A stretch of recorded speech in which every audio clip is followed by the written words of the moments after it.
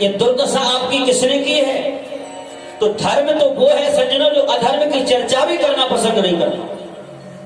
तुरंत कहा धर्म ने, राजन छोड़ो, हम किसकी बात करें, वेद की बात करें। तो वेदांती लोग कहते हैं कि हमारा कर्म ही ऐसा बन गया होगा जिससे हमको ये दुख भोगना पड़ा, क्योंकि वेदांत में कर्मकांडियों में आपने देखा हो कर्म का फल आपको भोगना ही पड़ेगा। तो धर्म ने कहा कि हमसे कोई कर्म बन गया हो इसलिए हम भोग रहे, छोड़ो। मतलब यह है कि धर्म अधर्म की चर्चा भी करना ठीक नहीं समझता। इसलिए धर्म ने कहा परीक्षित से, कर्म में प्रधान विश्व करिया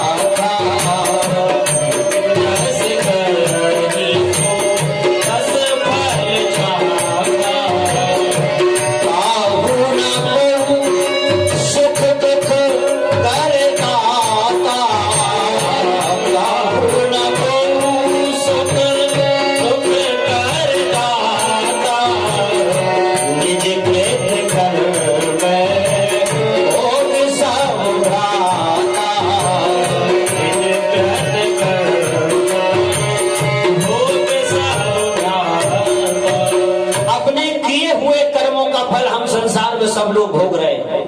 ना तो संसार में किसी को कोई सुख देता है ना दुख देता है, इसलिए हमसे कोई कर्म बन गया होगा, इसलिए हमें ये सजा मिल गई।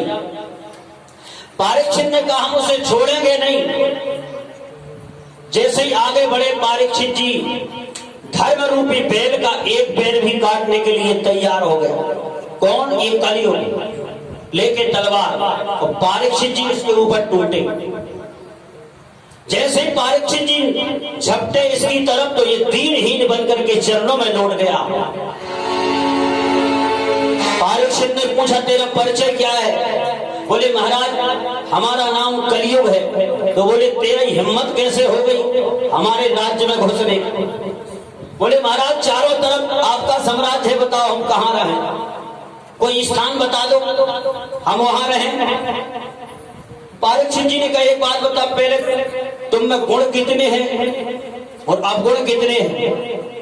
कलियुग ने कहा महाराज अवगुण की तो हम खान हैं, लेकिन एक गुण बहुत अच्छा है। कौन सा? बोली यत् फलम नास्ति तपसा, यत् फलम नास्ति तपसा न योगेन समाधिना तत्फलम सम्मको कलौ के सब कीर्तना। क्या फल है, क्या गुण है? जो सतयुग त्रेता में बड़े बड़े यज्ञ करने से, बड़े बड़े अनुष्ठान करने से जो पुण्य मिलता है वो हमारे युग में माने कलियुग में केवल हरि नाम संकीर्तन से मनुष्य को प्राप्त हो जाता है। अच्छा ये गुण बड़ा अच्छा लगा परीक्षित जी। तो सबसे पहले 4 स्थान दिए। कौन कौन से? बोले धूतम पानम स्त्रिया सूनम। तुम 4 जगह रहोगे। कहां कहां? जहां जुआ खेला जाता हो धूतम, और जहां सुरापान होता हो, जिस घर में मदिरा पी जाती हो अथवा जिस घर में मदिरा का व्यापार होता हो, वहां तुम अहंकार के रूप में रहोगे। और जुआ के रूप में जहां जुआ खेला जाता हो वहां कपट के रूप में रहोगे। धूतम पानम स्त्रिया, जहां पर परस्त्री गमन होता हो, वैश्यावृत्ति जहां होती हो वहां तुम्हारा साम्राज्य रहेगा, तुम्हारा निवास वहां। भागवत में कलयुग का परिचय दिया, कहां कहां कलयुग, हर जगह नहीं। अब यहां आके बता दे कलयुग, भाई इस दरबार में आके बता दे, उसकी हिम्मत नहीं है ऐसे। इसलिए सज्जनों, धूतम पानम स्त्रिया सोनम यत्रा धर्म चतुर्विधा, चार जगह जहां हिंसा हो रही हो, दूसरे के शरीर को मार के अपने शरीर को लाल बनाने के लिए लोग लगे। इसलिए सज्जनों, चार जगह कलयुग का बात। सबसे पहले धूतम जुआ में, फिर सुरापान में। भाई एक शराब पीने वाले की दोस्ती ना पीने वाले से हो गई। अच्छा, जहां जितने शराब पीने वाले होंगे कह रहे होंगे महाराज जी ने चौथी दिन कथा कर रही भाई, इसलिए और सुन लो इनकी कथा। एक ना पीने वाले की दोस्ती पीने वाले से हो गई। अच्छा, अचानक ना पीने वाले को जुकाम हो गया, तो ना पीने वाले ने कहा कि यार जुकाम हो गया, तो बेचारा वो पीने वाला था, उसने कहा एक काम कर, एक पैक लगा ले, सब जुकाम निकल जाएगा। पीने वाले ने कहा तेरा दिमाग खराब है, कहीं शराब पीने से जुकाम निकलता है। पीने वाले ने कहा तेरा दिमाग खराब है, पी के देख, हमारी पूरी जायदाद निकल गई, तेरा जुकाम नहीं निकल, पी के देख सब निकल जाए। इसलिए सज्जनों, चार जगह जब एक अच्छा गुण दिखा, कलयुग ने कहा एक बात बताओ राजन, अब गुण के हिसाब से आपने हमको इतने गंदे कमरे दे दिए, एक आध गुण अच्छा है तो एक कमरा भी अच्छा मिलता है। तो बोले एक काम करो, तुम्हारा निवास सोने में भी। सुखदेव स्वामी ने पूछ लिया, गुरुदेव हमने सुना है कि सोना परमात्मा, सोने में भगवान का निवास है, क्योंकि भगवान अपनी विभूतियों का वर्णन करते समय व्याख्यान कर रहे हैं गीता में, धातु नाम अस्मिन कांचनम, धातुओं में जो सोना है वो मेरा रूप है। जैसे नदियों में गंगा मैं हूं, तेजों में सूर्य मैं हूं, आचार्य में शुक्राचार्य मैं हूं, हाथियों में ऐरावत मैं हूं, इस प्रकार से धातुओं में सोना मैं हूं। और आप कह रहे कलयुग का वास, कहा सावधान होकर सुनो, जो बेईमानी से पैसा कमा के सोना कमाया जाता है, सोना खरीदा जाता है, उसमें कलयुग का वास रहता है और उसी आदमी की बुद्धि भी वो बिगाड़ता है। और जो ईमानदारी की पसीना कमा के मेहनत करके जो कमाई करते हैं, उससे जो सोना खरीदा जाता है, उसमें हमारे गोविंद का वास होता है। इसलिए सोना के दो रूप हैं। अब आप अंदाजा लगा लेना, अब कल्पना करना कि हमारे पास जो सोना है वो मेहनत का है क्या? हाँ, जरासंध वाला तो नहीं है कहीं, क्योंकि जरासंध का मुकुट आज बारीक जी पहने थे, इसलिए हिंसा की प्रवृत्ति बनी, वो तुमको उल्टा ही ले जाएगा। इसलिए सज्जनों, उसको धारण करने में तो बड़ा मजा आएगा, तुमको आनंद आएगा।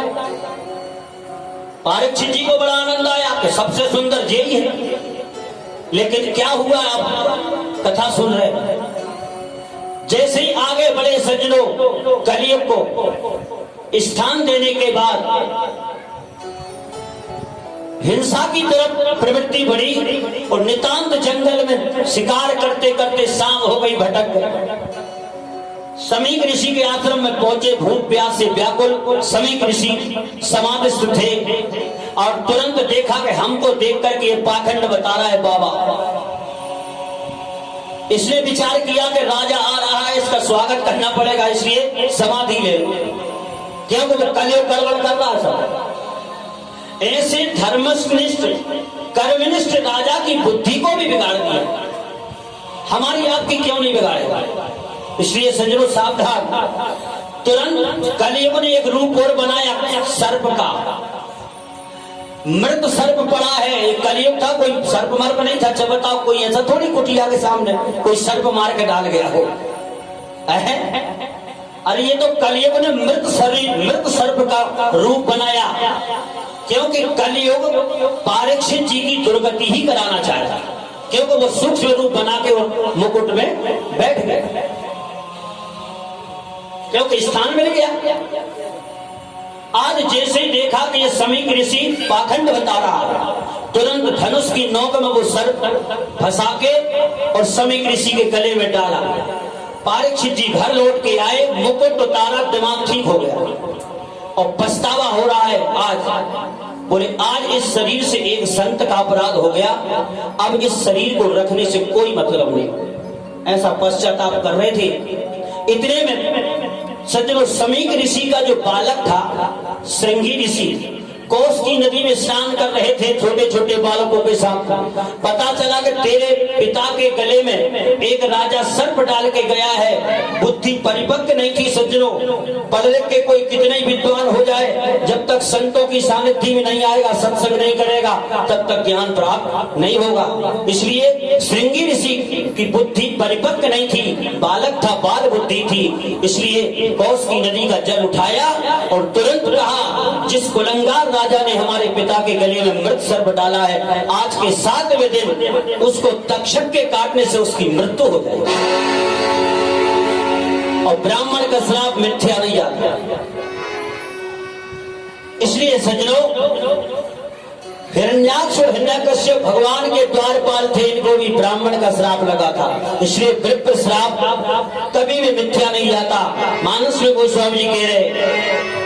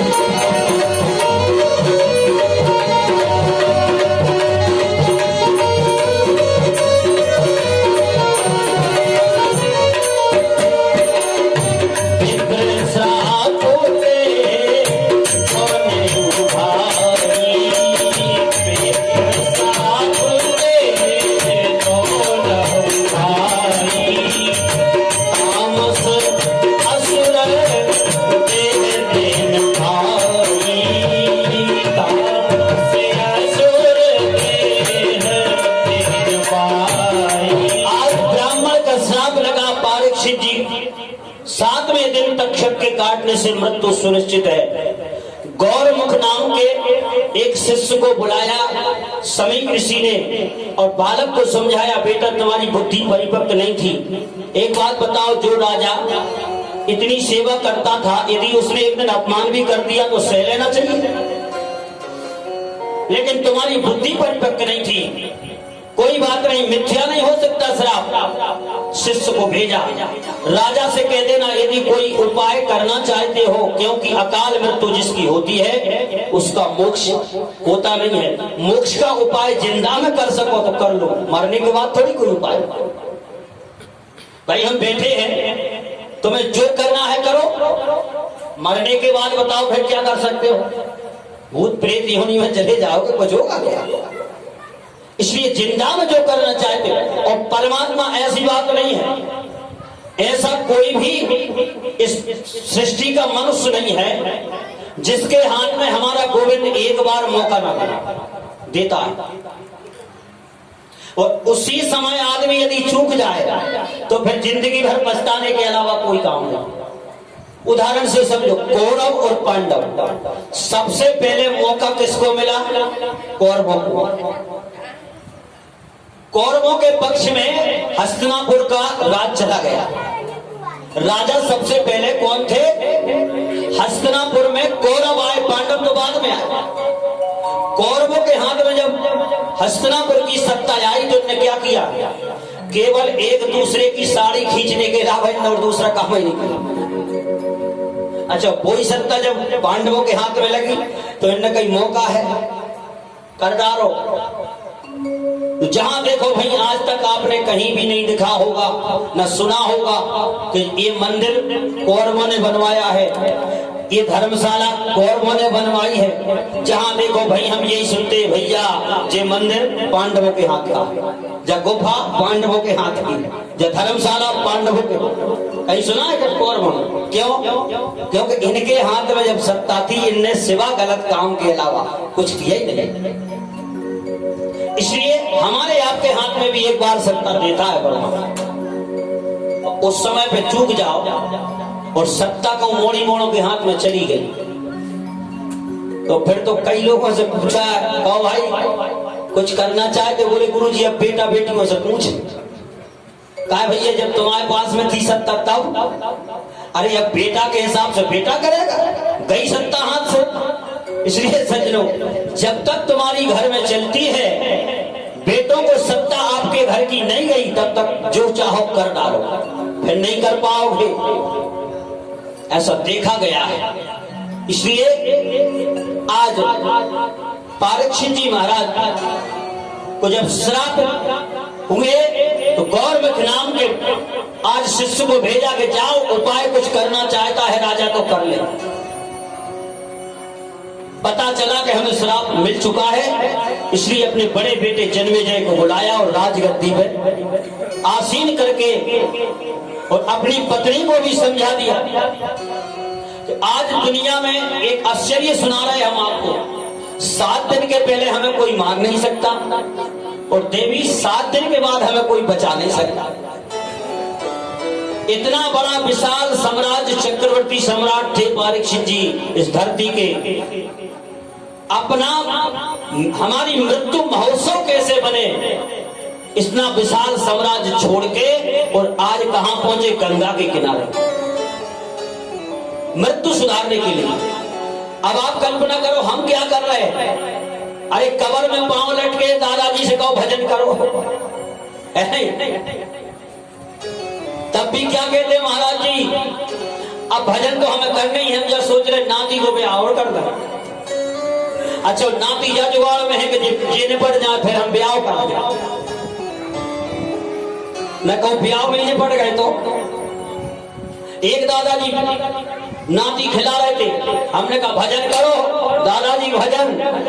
अरे बोले गुरुजी हमारा तो जो ही भजन है। हमने कहा जो भजन नहीं है, जो तो भजन है। भजन है, भजन बता रहे।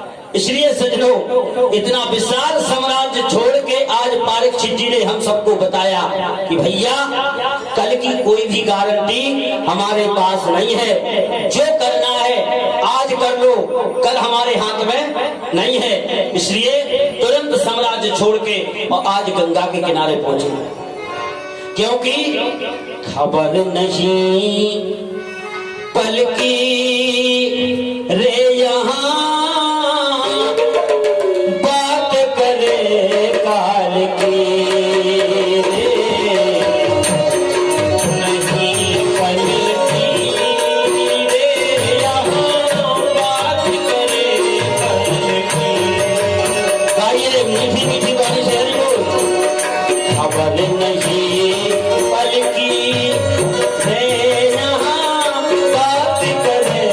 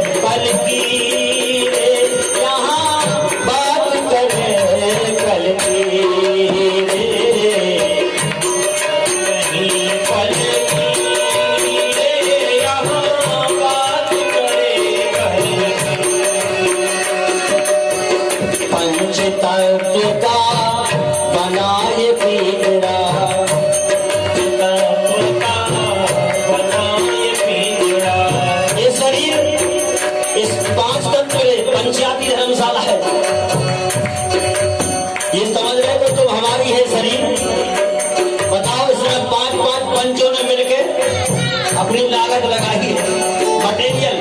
कौन कौन?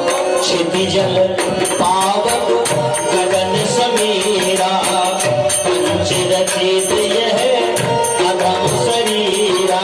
क्षितिजल पावक गगन समीरा, पंचरचित यह अधम शरीरा। माटी जंगल की रे, माटी जंगल की रे, माटी है जंगल की है, यहाँ बात करे फल की रे, फल नहीं फल की रे, यहाँ बात करे फल की।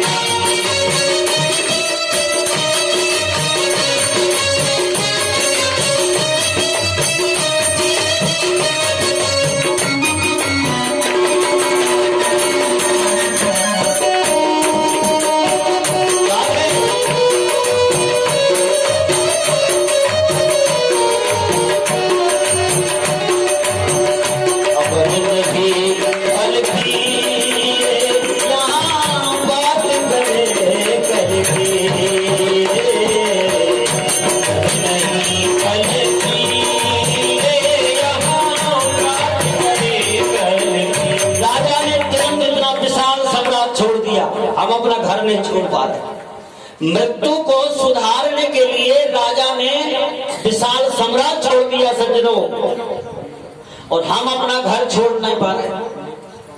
हमारी मृत्यु महोत्सव कैसे बनेगी, यही तो हमें सीखना है भागवत। इसलिए सज्जनों, जाकर के गंगा के किनारे बैठे, चारों तरफ पता चला संत जितने भी धरती के थे सब गंगा जी के किनारे कुंभ जैसा वातावरण, और सबसे एक ही प्रश्न किया है। कौन सा? जिसकी 7 दिन में मृत्यु होना है उसके लिए क्या करना चाहिए? जितने संत थे कोई भी राजा के प्रश्न का उत्तर देने में सक्षम